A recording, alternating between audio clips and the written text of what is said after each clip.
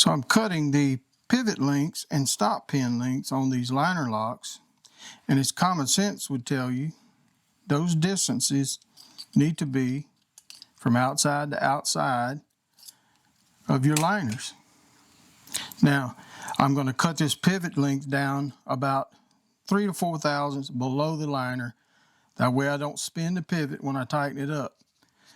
Doesn't matter about this one. I'm going to get it flush or just below on your stop pin. Not going to do anything fancy here. I've shown several ways to do this, including in a mill. I'm going to do this real quick and easy. I've got a exact hole drilled in this little plate. I'm going to come up here to my flat sander and I'm going to take off what I need to take off.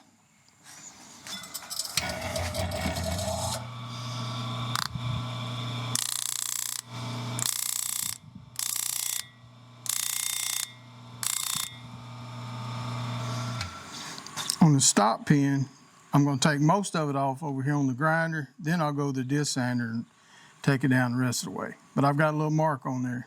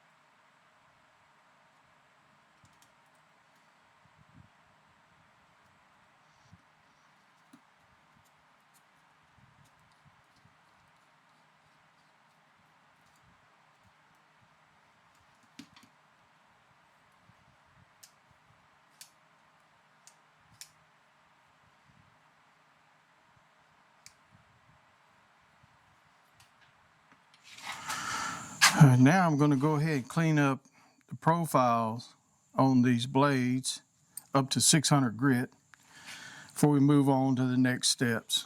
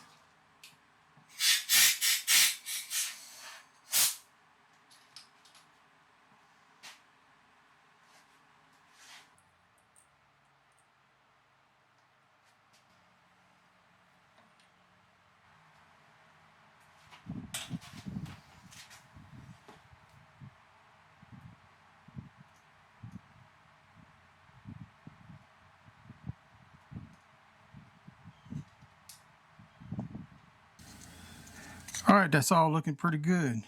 Ready to start counterboring the outsides of these bolsters and mount them to here so we start fitting up the other sides. I'm hiding these pivot heads, as you can see. Now, I leave them wide as I can. These are 3/8. I leave them wide for support of the pivot. I do flatten them way down, flatten them enough that I can get the wrench in there, but I leave them as wide as I can. And it just gives more support for that pivot, because the tighter you get, the more chances are you can torque that pivot, because I want them strong. All right, we're going to get these bolsters mounted on there, or get them counterbored, start working on the rest of the stuff.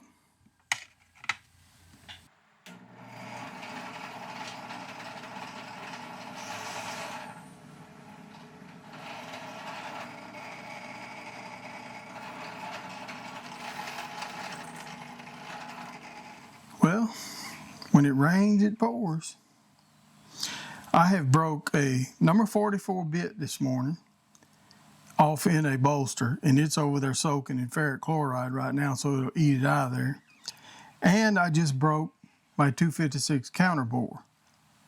I usually keep 2 of everything, and the other one I have I broke it a while back, so I haven't replaced it. So now I'm without a 256 counterbore.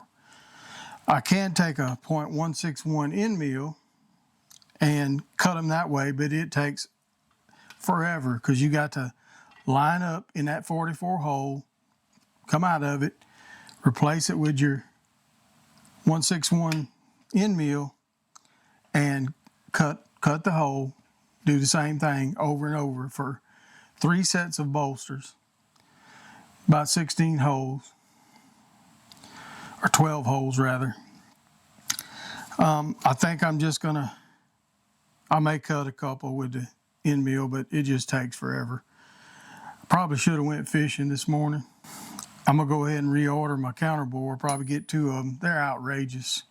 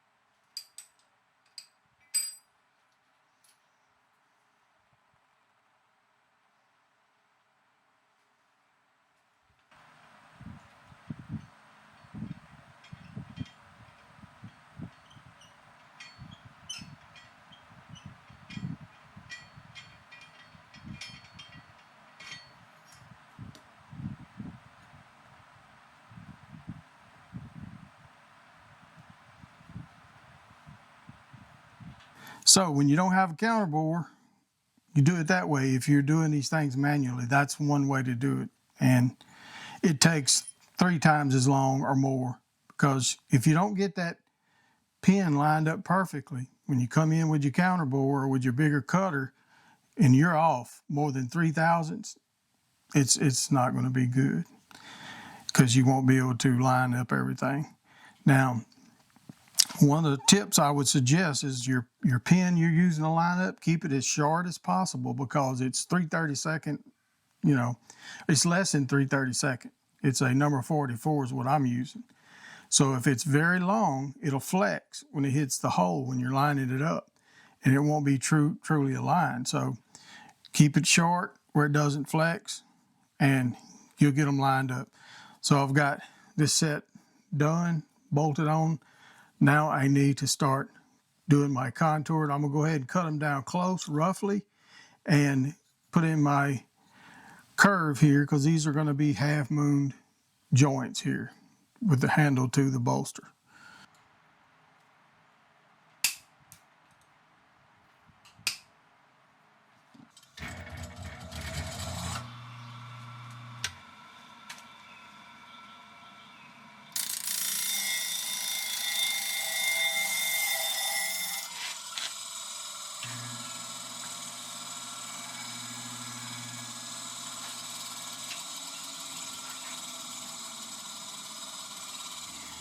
All right, so now I'm ready to go ahead and do a rough profile. I'll get it pretty close, and then I'm going to cut the half moon in these. These will all have half moons. I've got a template here, and it's the exact size of my wheel that I'm going to use as a cutter.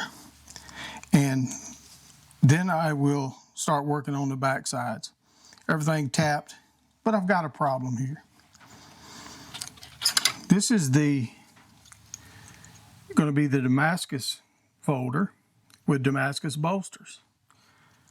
I had to forge these bolsters. They're twist W's. Then I surface grind them down the thickness I want. I've done the pocket work and the 256 pockets. Problem is I pocketed this one on the wrong side. So it should have been pocketed on this side here, and then the 256 pockets over here. This one's fine, the other side.